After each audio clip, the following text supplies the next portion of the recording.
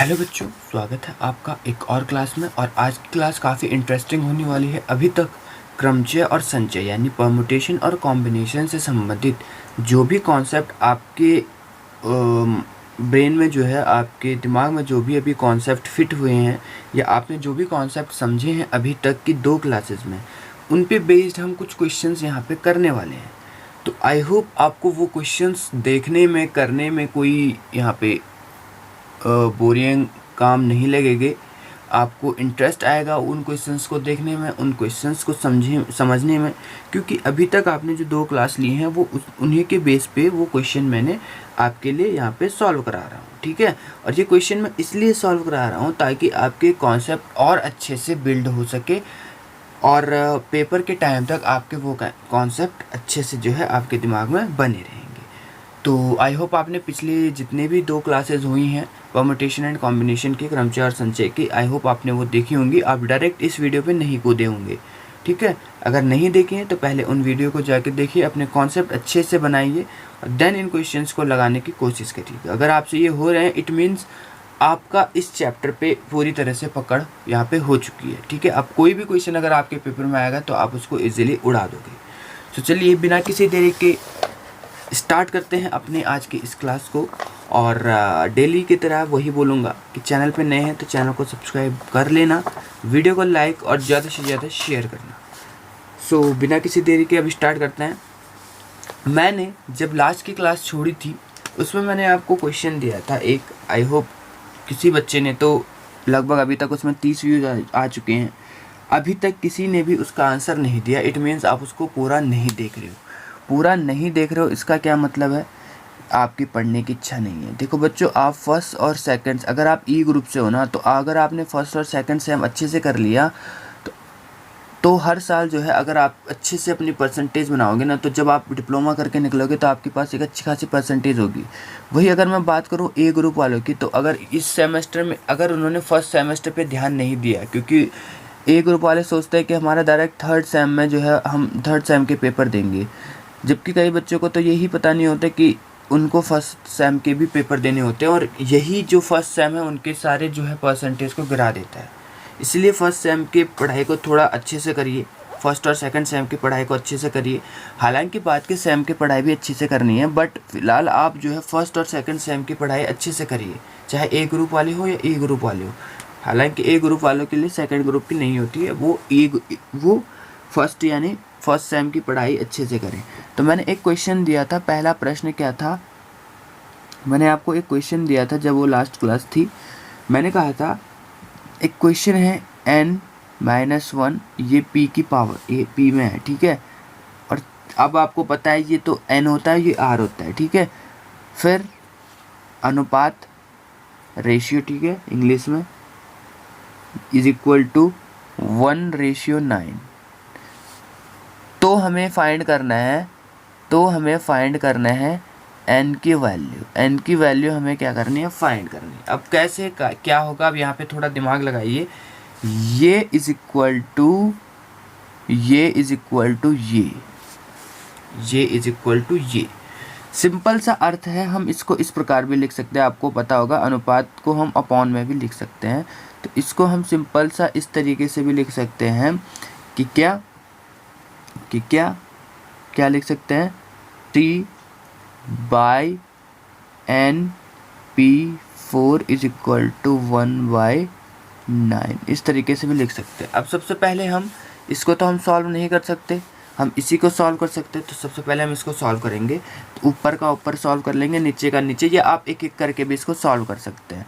तो मैं ऊपर का ऊपर ही सॉल्व कर देता हूँ और नीचे का नीचे ही सॉल्व कर देता हूँ, ठीक है। अब अगर मैं इसको ओपन करूँगा तो मैंने आपको एक फॉर्मूला बताया था पिछली क्लास में, अगर आपको लर्न है तो बढ़िया बात है, इसका मतलब आप पढ़ रहे हो, आप अपने करियर पे फोकस्ड हो। जो नहीं पढ़ रहे हैं उनको रहने दो, ठीक है, उनको ऐसे ही रहने दो, उनके लेवल नहीं निकलेंगे, लेवल उन्हीं के निकलेंगे जो यहाँ पे टिका रहेगा, ठीक है।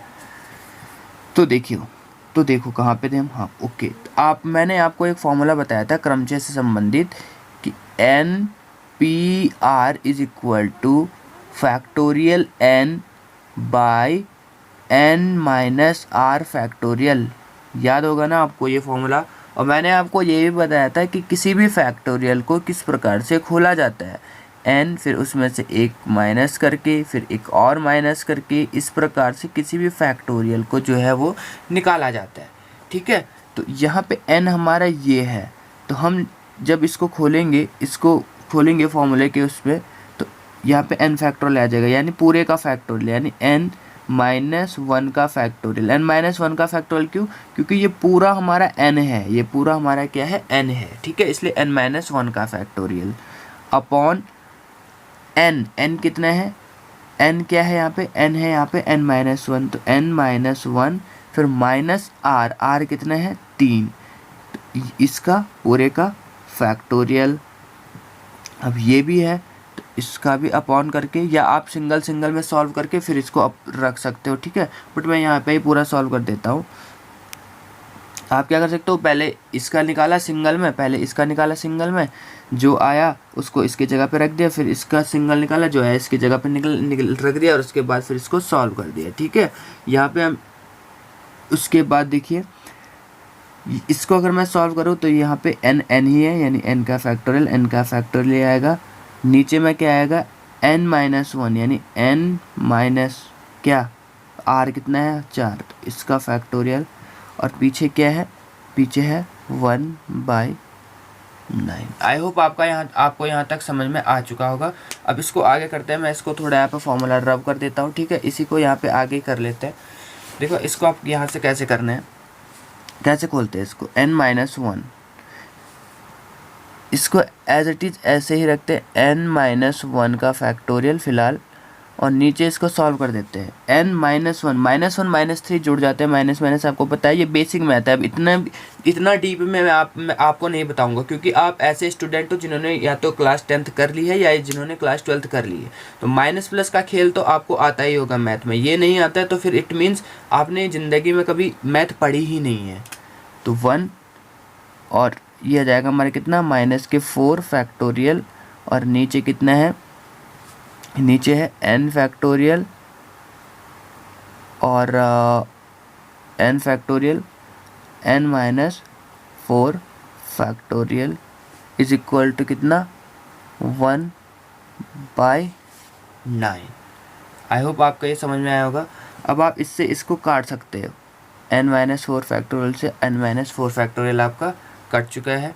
इसके बाद आपको किस प्रकार करना है, हमारे पास क्या बचा, हमारे पास बचा n माइनस वन फैक्टोरियल, और नीचे बचा हमारे कितना है, n फैक्टोरियल, तो 1/9। ठीक है, अब इसको सॉल्व करते हैं। ये जब हमारा ओपन होगा तो ये किस प्रकार ओपन होगा बच्चों, देखिए ये इस प्रकार ओपन होगा। इसको अगर मैं ओपन करूँ तो ये हो जाएगा हमारे n माइनस वन, पहले जो आता है वही, फिर एक और माइनस करेंगे तो n माइनस के 2। ठीक है, एक और माइनस करेंगे तो क्या इस प्रकार अगर हम इसको करेंगे तो आगे बढ़ता जाएगा, बट हम इसको इस प्रकार नहीं करेंगे। ठीक है, इसको एज इट इज़ रहने देते हैं। क्यों? क्योंकि नीचे वाले को ओपन करते हैं हम। देखिए n माइनस के 1 फैक्टोरियल को एज इट इज़ रहने देंगे क्योंकि ये कट जाएगा। इसको ओपन करते हैं n फैक्टोरियल को अगर मैं ओपन करूँ तो n, फिर एक बार n माइनस वन, इतना ही तक करते हैं और यहाँ पे फैक्टोरियल लगा देते हैं क्योंकि अब ये कट जाएगा, और इज इक्वल टू के बाद 1/9 आ जाएगा। अब देखिए n माइनस वन मैंने आगे क्यों नहीं बढ़ाया, इसलिए नहीं बढ़ाया क्योंकि इससे ये कट जाएगा, इसलिए आगे नहीं बढ़ाया। मैं चाहता तो बहुत आगे तक भी कर सकता था, पर मैंने नहीं किया क्योंकि मुझे सिंपल सा इसको सिंप्लीफाई करना है, सरलीकरण करना है इसका, तो मैंने काट दिया। मैंने इतना ही किया क्योंकि कट जा रहा है। ठीक है, अब यहाँ पे मैं इसको थोड़ा रब कर लूँ, यहाँ पे मैं इसको थोड़ा रब कर लेता हूँ क्योंकि यहाँ पे थोड़ा प्रॉब्लम सी हो रही है। ठीक है, स्पेस नहीं आ रही यहाँ पे। ओके, अब यहाँ से कितना बचा, ऊपर हमारा बचा 1 और नीचे हमारा कितना बचा, नीचे हमारा बचा केवल n, और इधर हमारे क्या बचा 1/9। अब देखो एक n बराबर आ गया हमारा कितना 9, तो हमें n की वैल्यू फाइंड करनी थी जो हमें मिल चुकी है 9। तो इस प्रकार आपको इसको सॉल्व करना है। हम चाहते तो इसको अलग अलग भी सॉल्व कर सकते थे, पहले n इसको सॉल्व किया, फिर इसको सॉल्व किया, फिर इनकी जगह इनकी वैल्यू पुट करी, सेम प्रोसेस होता। यहाँ पे मैंने शॉर्टकट कर दिया। ठीक है, बाकी प्रोसेस इसकी सेम ही होनी है। ठीक है, तो ये हमारा पहला क्वेश्चन रहा। तीन चार क्वेश्चन और करेंगे, फिर आपके जितने भी कॉन्सेप्ट हैं वो इससे संबंधित हो जाएंगे। अगर आपको ऑलरेडी ये कॉन्सेप्ट आते हैं तो आप वीडियो को पॉज करिए, अपना आंसर चेक करिए और फिर देखिए कि आपने सही किया या गलत किया। ठीक है, ओके। तो चलते हैं फिर नेक्स्ट जो हमारा क्वेश्चन है, नेक्स्ट क्वेश्चन यानी सेकंड प्रश्न। सेकंड प्रश्न हमारा क्या कह रहा है कि क्या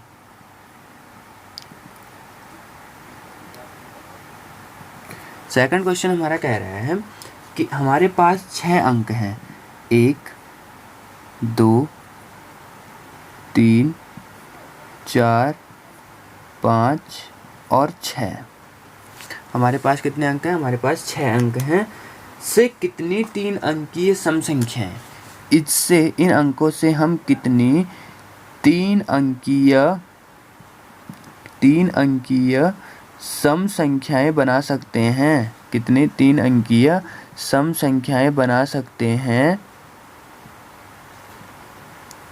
सम संख्याएं बना सकते हैं यदि यहाँ पे एक कंडीशन दी हुई है, यहाँ पे एक कंडीशन दी हुई है कि क्या कंडीशन क्या है कि अंकों की पुनरावृत्ति हो, पुनरावृत्ति की अनुमति हो, पुनरावृत्ति की अनुमति यहाँ पे इन्होंने बोली है। तो अब हम इसको कैसे करेंगे? देखो यहाँ पे 2 टाइप, अब आपके पास देखो दो तरीके से आप इसको सॉल्व कर सकते हो। 2 चीज़ें मैंने आपको बताई थी पिछली 2 क्लासेस में। पहली क्लास में मैंने आपको बताया था फंडामेंटल प्रिंसिपल ऑफ काउंटिंग यानी गणना के आधारभूत सिद्धांत। सेकंड जो चीज़ थी वो थी हमारी क्या, पहली जो चीज़ थी वो थी फंडामेंटल प्रिंसिपल ऑफ काउंटिंग यानी गणना का आधारभूत सिद्धांत। सिंपल सा मल्टीप्लाई करके कैसे आप इस क्वेश्चन को कर सकते हैं। सेकंड चीज़ है फॉर्मूला, यानी क्योंकि ये क्रमचय बेस्ड क्वेश्चन है तो हम फॉर्मूले से इसको डायरेक्ट कर सकते हैं। तो पहली चीज़ मैं आपको बता देता हूँ, फंडामेंटल प्रिंसिपल ऑफ काउंटिंग के थ्रू आप इसको किस प्रकार कर सकते हो। सबसे पहले आपको 3 बॉक्स बनाने हैं। 3 बॉक्स क्यों बनाने हैं? ज़रूरी थोड़ी ना हम 3 बॉक्स ही बनाने हैं, 4 भी बना सकते हैं, 5 भी बना सकते हैं। मैक्सिमम नंबर तो यहाँ पे 6 है तो हम 3 ही क्यों बना रहे हैं? हम 3 बच्चों इसलिए बना रहे हैं क्योंकि गणना का आधारभूत सिद्धांत यानी फंडामेंटल प्रिंसिपल ऑफ काउंटिंग कहता है कि जो हमें पूछा गया है उसके अकॉर्डिंग हमने करना है। ठीक है, तो हमने 3 अंक की सम संख्या बनानी है तो हमने 3 डब्बे बनाने हैं। अब हमें 4 अंकों की पूछता तो हम 4 बनाते, 5 अंकों की पूछता तो 5 बनाते, 6 अंकों की पूछता तो 6 बनाते। बट हमें यहाँ पूछा है सिर्फ 3 अंक की है और वो भी पूछा हमें सम। कोई भी अंक सम कब होता है, कोई भी अंक सम कब होता है, इवन कब होता है, कोई भी संख्या इवन कब होती है? जब उसकी इकाई पे जब उस संख्या की इकाई के स्थान पे या तो 0 हो, 2 हो, 4 हो, 6 हो या 8 हो, तभी वो एक सम संख्या कहलाती है। ठीक है, अब यहाँ पे हमें जो डिजिट दी हुई हैं, जो अंक दी हुई हैं, उनके अकॉर्डिंग यहाँ पे जो है या तो 2 फीट हो सकता है या 4 फीट हो सकता है या 6 फीट हो सकता है। ये तीन अंक ही हो सकते हैं यहाँ पे फिट। अब पुनरावृत्ति, यहाँ पे उसने बोला पुनरावृत्ति हो सकती है तो अभी फिलहाल हमें पुनरावृत्ति से मतलब नहीं है, हमें इकाई का अंक हमें 2 4 यानी सम बनाना है तो इकाई का अंक हमें 2 4 और 6 चाहिए। यानी यहाँ पे टोटल कितने अंक फिट हो सकते हैं? यहाँ पे बच्चों टोटल जो अंक फिट हो सकते हैं वो 3 अंक फिट हो सकते हैं। इसके बाद की संख्याओं से हमें कोई मतलब नहीं है, इसके बाद कैसे कितने कौन से अंक आए वो हमें मतलब नहीं है। हमें बस ये मतलब था कि इकाई के अंक पे हमें अगर सम बनाना है तो 2 4 और 6 हमारे यहाँ पे होना चाहिए। अगर ये नहीं है तो सम नहीं हो पाएगा। ठीक है, अब दूसरे दहाई पे कौन सा अंक हो सकता है? दहाई पे कुछ भी हो सकता है, उससे कोई मतलब नहीं होता सम संख्या में। ठीक है, अब चूंकि पुनरावृत्ति है तो यहाँ पे 1 भी आ सकता है, 2, और जो यहाँ पे हमने सम संख्या ली है वो भी तो यहाँ पे आ सकती है क्योंकि इन्होंने कहा पुनरावृत्ति है। तो 6 के 6 में से कोई भी यहाँ पे आ सकता है, यानी 6 यहाँ पे 6 अंकों में से कोई भी 6 अंक आ सकते हैं। सेम यहाँ पे भी पुनरावृत्ति है तो 6 में से 6 कोई भी अंक आ सकते हैं। तो यहाँ पे जो हमारा फंडामेंटल प्रिंसिपल ऑफ काउंटिंग कहता है कि जब आप ये सब कर दो तो अंत में इसको मल्टीप्लाई कर दो। तो पहले में 6, दूसरे में 6, तीसरे में 3। तो कितने टोटल तरीके हो सकते हैं सम संख्या बनाने की? 6 6 का 36 दिया 108। ठीक है, 6 3 18, 18 6 108। तो 108 तरीकों से हम 3 अंक की सम संख्या बना सकते हैं। आई होप आपको ये समझ में आया होगा। ये तो हमारा था क्या, ये जो विधि थी हमारी, ये थी हमारी फंडामेंटल प्रिंसिपल ऑफ काउंटिंग, ठीक है, fundamental principle of counting, FPC। इसके बाद अगर मैं आपको इसी क्वेश्चन को अगर हम फार्मूला बेस मतलब फार्मूले से अगर हम इसको सॉल्व करते तो कैसा रहता। सबसे पहले हमें पता है फार्मूले में हमें n चाहिए होता है और r चाहिए होता है, तभी हम फार्मूले का यूज़ कर सकते हैं। तो n देखो, सबसे पहले हमें इकाई का अंक चाहिए क्योंकि हमें सम बनाना है, 3 अंकों की हमें सम संख्या बनानी है। तो 3 अंकों के लिए सबसे पहले हमें इकाई का अंक सम होना चाहिए। इकाई का अंक क्या होना चाहिए? सम होना चाहिए। अब टोटल सम के लिए टोटल कितने नंबर हैं? सम के लिए टोटल कितने नंबर हैं? n मतलब टोटल नंबर और r मतलब उसमें से जितने हमने लेने हैं, ठीक है, उसमें से जितने हमने लेने हैं। तो कितने हैं सम? 1 2 3। तो टोटल सम जो है, सम होने के लिए इकाई पे हम 3 रख सकते हैं, ठीक है, 3 रख सकते हैं। अब कितने? एक बार में एक ही तो ले सकते हैं, एक बॉक्स में एक बार में एक ही तो रख सकते हैं, 2 या 3 तो नहीं रख सकते ना, एक बार में एक ही ले सकते हैं। तो r हमारा यहाँ पे 1 हो जाएगा। ये पहली अंक के लिए, ये इकाई वाले स्थान के लिए, ठीक है। तो यहाँ से हमारा जो पहला जो हमारा आ जाएगा 3p1 आ जाएगा, और अगर इसको मैं सॉल्व करूँ तो 3 फैक्टोरियल और नीचे आ जाएगा 3 माइनस 1 फैक्टोरियल, तो यानी 2 फैक्टोरियल, ठीक है। यही तो आपका फॉर्मूला होता है। इसको अगर मैं ओपन करूँ तो ये होता है 3 इंटू 2 फैक्टोरियल और नीचे आ जाता है हमारा 2 फैक्टोरियल। 2 फैक्टोरियल से 2 फैक्टोरियल गया तो पहला आंसर आ गया हमारा 3। ये तो पहले स्थान के लिए। अब 3 अंकों की सम संख्या बनानी ना, तो इकाई के लिए तो हमारा आ गया। दहाई के लिए टोटल नंबर 6 है। क्योंकि 6 क्यों है? क्योंकि अब हमें फ़र्क नहीं पड़ता दहाई में कैसे अंक आ रहे हैं, इकाई में हमें फ़र्क पड़ रहा था क्योंकि हमें सम संख्या बनानी थी। तो इकाई में हमें फ़र्क पड़ रहा था, इसलिए वहाँ पे n की वैल्यू कुछ और थी। n यहाँ पे टोटल 3 थे हमारे पास, लेकिन दहाई में सिचुएशन और है। दहाई से हमें मतलब नहीं है कि हमें कौन सा अंक चाहिए, हमें सम बनाने के लिए केवल इकाई को देखा जाता है, दहाई सैकड़ा को नहीं देखा जाता, ठीक है। तो यहाँ पे अब टोटल नंबर हमारे पास 6 हो गए। अब r दूसरे स्थान पे भी तो हम एक टाइम में एक ही रख सकते हैं, ऐसे तो नहीं कि 2 रख देंगे, एक ही रख सकते हैं। तो यहाँ से फिर हमारा बना 6p1 एंड जब r बराबर, आपको मैंने बताया था 1r, सॉरी मैंने क्या फॉर्मूला बताया था? सिंपल सा फॉर्मूला, ठीक है। 6 फैक्टोरियल बाई 6 में से एक जाएगा 5 फैक्टोरियल। सेम इसी प्रकार से ये खुलेगा 6 इंटू 5 फैक्टोरियल, नीचे 5 फैक्टोरियल है, 5 फैक्टोरियल से 5 फैक्टोरियल गया, 6 हमारे पास बचा। सेम थर्ड में भी यही सिचुएशन है, क्योंकि पुनरावृत्ति तो हम कर सकते हैं, तो सेकंड में भी थर्ड में भी 6 के 6 आ सकते हैं और एक बार में एक ही ले सकते हैं। तो 6p1 सेम इसका भी 6 आएगा, और फिर इसको अगर हम मल्टीप्लाई करेंगे इसके साथ, देन इसका मल्टीप्लाई इसमें करेंगे, तो आंसर हमारा वही आ जाएगा। कितना?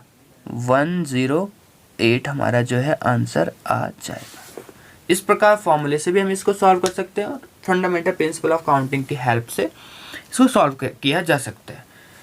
तो दोनों ही चीज़ें मैंने आपको बताई है, दोनों ही कॉन्सेप्ट मैंने आपके दिमाग में भर दिए थे इसके पहले क्लास में, तो इसीलिए मैं कह रहा था कि वो क्लास ज़रूरी है आपके लिए, ठीक है। तो ये 2 तरीके हैं, पहले दोनों तरीके से मैं आपको सॉल्व करा रहा हूँ, ठीक है। ऐसा नहीं है कि एक ही तरीका आपको यहाँ पे बता रहा हूँ, दोनों तरीक़ों से अब आपकी कॉन्सेप्ट और भी अच्छे तरीके से बिल्ड हो चुके होंगे, आई होप, इस क्वेश्चन को करने के बाद। 3 क्वेश्चन और करते हैं, तीसरा क्वेश्चन, 3 क्वेश्चन यहाँ पे और कर लेते हैं। थर्ड क्वेश्चन क्या है? थर्ड क्वेश्चन है कि 7 फैक्टोरियल माइनस के 5 फैक्टोरियल, इसकी हमें वैल्यू निकालनी है। अब कैसे वैल्यू? ऐसे नहीं कि 7 में से 5 घटा दिया, ऐसे नहीं करना है कि 7 में से 5 घटा दिया और ये आया हमारा कितना, 2 फैक्टोरियल, और 2 फैक्टोरियल की वैल्यू निकाल दी 2 इंटू 1 2। इस प्रकार से नहीं करा जाता, एक एक फैक्टोरियल को पहले हमें खोलना पड़ता है, तब जाके इसको सॉल्व करना पड़ता है, ठीक है, तब जाके इसको सॉल्व करना पड़ता है। इस चीज़ को दिमाग में बैठा लीजिए कि एक एक फैक्टोरियल को हम जब तक खोलेंगे नहीं तब तक उसको ना तो डिवाइड कर सकते हैं और ना ही मल्टीप्लाई कर सकते हैं, ठीक है, कुछ भी नहीं कर सकते, ना प्लस कर सकते हैं ना माइनस कर सकते हैं जब तक फैक्टोरियल को खोला ना जाए। तो पहले 7 फैक्टोरियल को खोलते हैं, तो 7 इंटू 6 इंटू 5 इंटू 4 इंटू, ठीक है, फिर 3 इंटू 2 इंटू 1, फिर माइनस है बीच में, 5 इंटू 4 इंटू 3 इंटू 2 इंटू 1। अब डायरेक्ट इनको घटा नहीं सकते, ऐसे नहीं कर सकते कि 5 से 5 घटा दिया ये वगैरह ये सब कर दिया, ठीक है। ऐसे में तो फिर 0 हो जाएगा और मल्टीप्लाई में फिर 0 तो 0 पूरा हो जाएगा, ठीक है।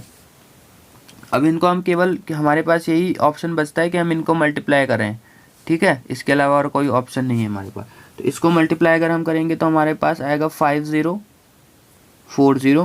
और इसको मल्टीप्लाई करेंगे तो इसका आ जाएगा हमारा 120। देन आप इसको अगर माइनस कर देंगे तो 4920 आपके पास जो है आंसर आ जाएगा। कहने का मतलब ये है कि आप किसी भी फैक्टोरियल को डायरेक्ट घटा नहीं सकते या डायरेक्ट जोड़ नहीं सकते या डायरेक्ट मल्टीप्लाई नहीं कर सकते। पहले आपको उसको ओपन करना पड़ेगा, उसके बाद ही आप उसको काट फाट घटा और जोड़ सकते हैं, ठीक है। फोर्थ क्वेश्चन क्या कह रहा है, फोर्थ क्वेश्चन भी यहीं पे देख लेते हैं। इसको रब करने की जरूरत नहीं क्योंकि अभी काफ़ी स्पेस बचा हुआ है हमारे पास। यहाँ पे हमें मान निकालना है किस चीज़ का, n factorial by r factorial और n माइनस r फैक्टोरियल। इस चीज़ की हमें वैल्यू निकालनी है जहाँ पे हमें n की वैल्यू दी हुई है 5 और r की वैल्यू दी हुई है 2।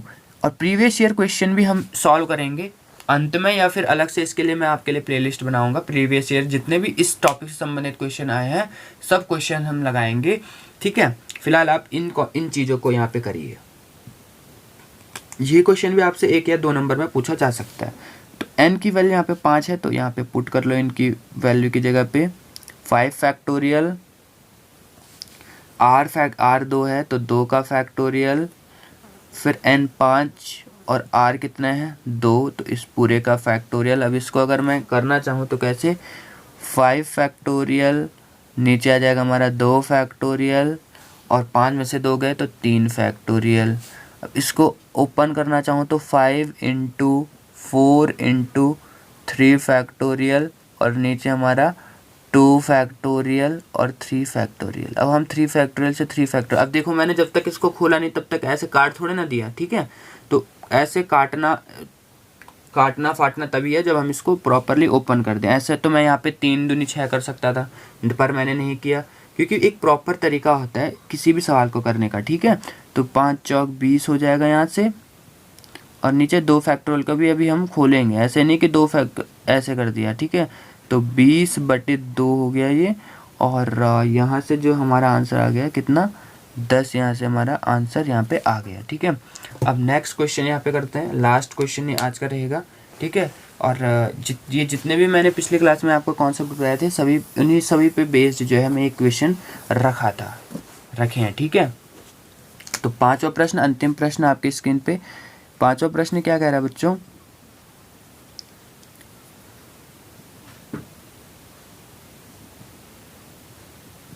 पांचवा प्रश्न कह रहा है कि आपके पास एक शब्द है A L L A H A B A D। आपके पास एक शब्द है, इस शब्द के अक्षरों से बनने वाले क्रमचयों की संख्या हमें बतानी है। अब मैंने आपसे पिछली क्लास में मैंने आपको एक कॉन्सेप्ट बताया था क्रमचय से संबंधित कि जब वस्तुएं भिन्न भिन्न ना हो, जब वस्तुएं भिन्न भिन्न ना हो तो इस कंडीशन में हम क्या करते हैं। जब वस्तुएं भिन्न भिन्न ना हो, सोचो पिछले क्लास में हमने कौन से नोट्स देखो अपने, पिछले क्लास में हमने एक कॉन्सेप्ट पढ़ा था कि 3 टाइप के क्वेश्चंस होते हैं, उनमें से एक टाइप का क्वेश्चन ये है कि जब भिन्न भिन्न वस्तुएं ना हो, मतलब भिन्न भिन्न वस्तुएं ना हो, ठीक है, इन अलग अलग वस्तुएं ना हो, एक ही चीज़ कई बार रिपीट हो। जैसे यहाँ पे ए रिपीट हो रहा है 1 2 3 4 बार, जैसे एल 2 बार रिपीट हो गया, तो ये भिन्न भिन्न वस्तुएं थोड़ी ना, ये तो सेम वस्तुएं। अब इसको हम कैसे सॉल्व करेंगे, इसको सॉल्व करने के लिए मैंने आपको सिंपल तरीका बताया था कि आपको क्या करना है, टोटल नंबर, टोटल अल्फ़ाबेट है, टोटल जो नंबर हैं उनको लिख देने थे। टोटल कितने हैं 1 2 3 4 5 6 7 8 9, तो टोटल का फैक्टोरियल तो यानी 9 का फैक्टोरियल, जो रिपीट हो रहे हैं उनका फैक्टोरियल। बताया था ना कि n factorial by p factorial और क्यू फैक्टोरियल, ये वही वाला कॉन्सेप्ट है, ठीक है। तो अब कौन से रिपीट हो रहे हैं? सबसे पहले ए, 1 2 3 4, 4 बार रिपीट हो रहे हैं तो 4 का फैक्टोरियल। और दूसरा क्या रिपीट हो रहा है? एल, तो 2 का फैक्टोरियल। सिंपल सा हमें इतना करना होता है। और इन जिनके बीच में कुछ नहीं होता उनके बीच में मल्टीप्लाई होता है, तो यहाँ पे मल्टीप्लाई ही है, ठीक है। तो अब इसमें इसको सॉल्व करेंगे, तो कैसे सॉल्व करेंगे? सिंपल सी बात है, इसको ओपन करके हम सॉल्व करेंगे। तो 9 गुणा 8 गुणा 7 गुणा 6 गुणा 5 गुणा 4 फैक्टोरियल तक, क्योंकि 4 फैक्टोरियल से हम 4 फैक्टोरियल तक काट सकते हैं, ठीक है। तो नीचे कर देंगे हम 4 फैक्टोरियल 2 फैक्टोरियल, तो इससे ये गया। अब इसको हम ओपन कर लेंगे। 9 गुणा 8 गुणा 7 गुणा 6 गुणा 5 और नीचे 2 फैक्टोरियल को ओपन कर लेंगे। 2 इंटू 1, 2 से काट देंगे इसको, 2 3 6, और जो हमारा आंसर आ जाएगा वो आ जाएगा हमारा 7560। इस प्रकार से हम इसको सॉल्व करेंगे। अगर ऐसे क्वेश्चन आपके एग्ज़ाम में बन के आ जाते हैं तो आई होप अब आप उसको आराम से इजीली कर लोगे। तो ये कुछ 5 क्वेश्चन थे जो हमारे पिछले क्लासेस के कॉन्सेप्ट पे बेस्ड थे। अब हम नेक्स्ट क्लास संचय पे करेंगे। संचय क्या होता है, कैसे होता है, कैसे उसके सवालों को सॉल्व किया जाता है, और लास्ट में हम देखेंगे पिछले ईयर आपके पास कौन से इस चैप्टर से संबंधित क्वेश्चन आए थे, ठीक है। और फिर ये जो हमारा हो जाएगा 4-5 ही वीडियो क्लासेस में ही हमारा ख़त्म हो जाएगा क्रमचय संचय, फिर नेक्स्ट चैप्टर की ओर बढ़ेंगे। आई होप आपको क्लास पसंद आई होगी, क्वेश्चन पसंद आए होंगे और आपने इससे आधे से ज़्यादा क्वेश्चन अपने आप ही सॉल्व कर लिए होंगे।